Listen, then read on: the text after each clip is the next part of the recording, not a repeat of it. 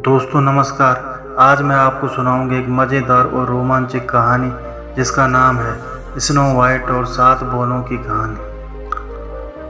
एक बार की बात है, एक राज्य में एक राजा और रानी राज करते थे। दोनों ही अपनी प्रजा का खूब ध्यान रखते और दोनों ही बहुत अच्छे थे। उनके ज़िंदगी में बस एक ही कमी थी कि उनकी कोई संतान नहीं थी। एक बार रानी ने मन में इच्छा जताई कि उनकी एक बेटी हो जो सबसे सुंदर और प्यारी हो। कुछ सालों बाद रानी की यह इच्छा पूरी हुई और उन्होंने एक सुंदर सी बेटी को जन्म दिया जिसका नाम उन्होंने स्नो वाइट रखा। पूरे राज्य में खुशियां ही खुशियां थी, लेकिन यह खुशी ज़्यादा दिनों तक नहीं रह सकी।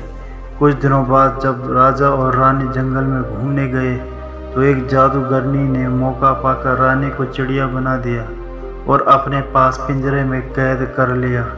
रानी के अचानक गायब होने से राजा को लगा कि रानी की मौत हो गई।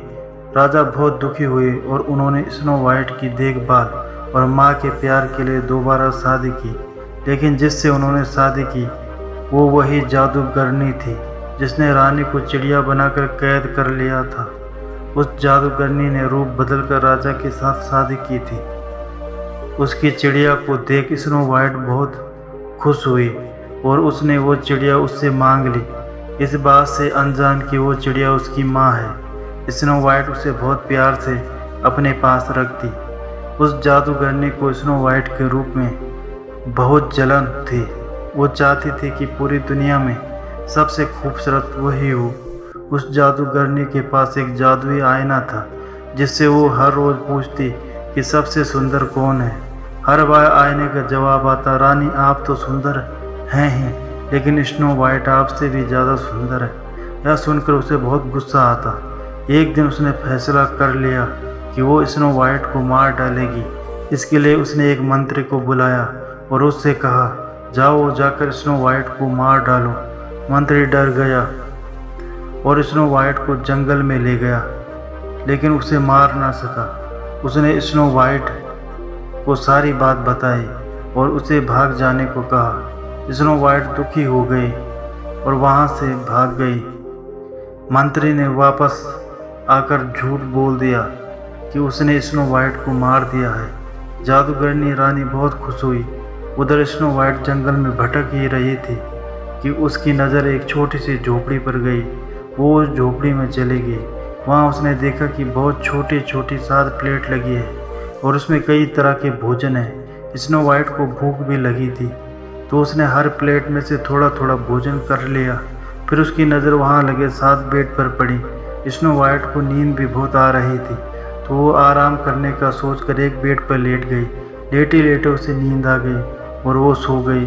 तभी थोड़ी देर बाद वहाँ 7 बौने आए। उन्हें अंदाज़ा लग गया था कि वहाँ कोई आया है।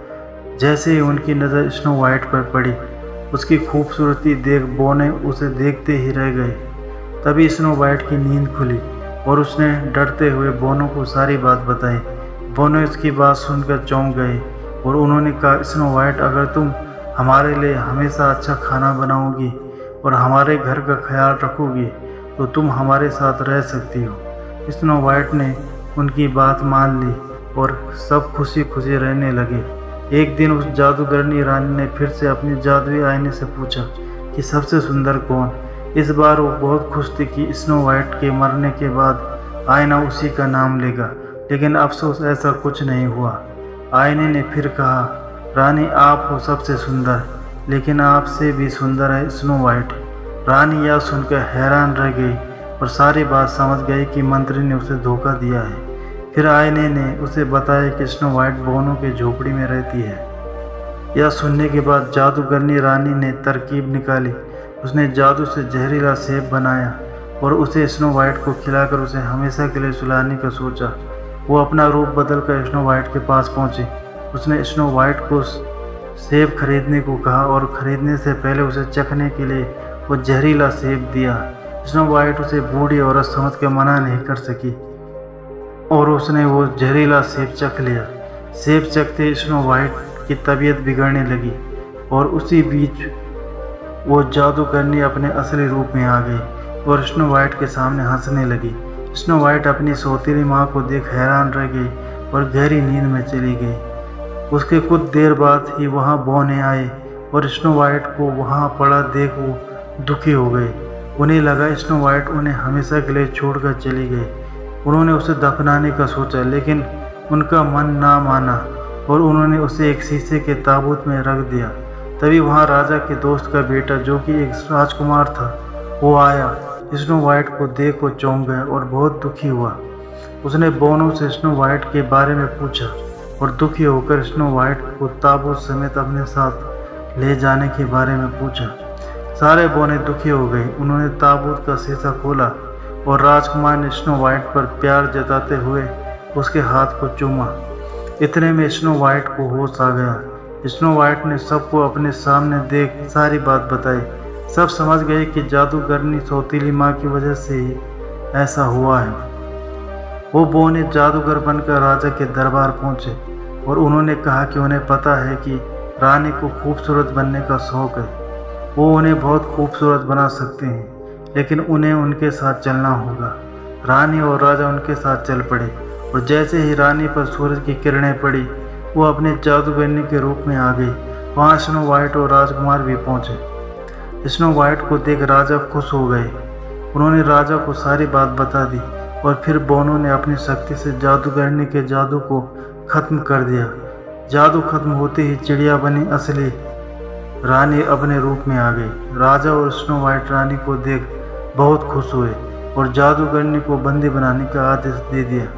इसके बाद राजा रानी ने स्नो वाइट और राजकुमार के विवाह का आयोजन किया और बोनो को तोहफे दिए। सभी खुशी खुशी रहने लगे। कहानी से सीख। इस कहानी से यही सीख मिलती है कि बाहरी खूबसूरती से ज़्यादा अंदर की खूबसूरती ज़्यादा मायने रखती है।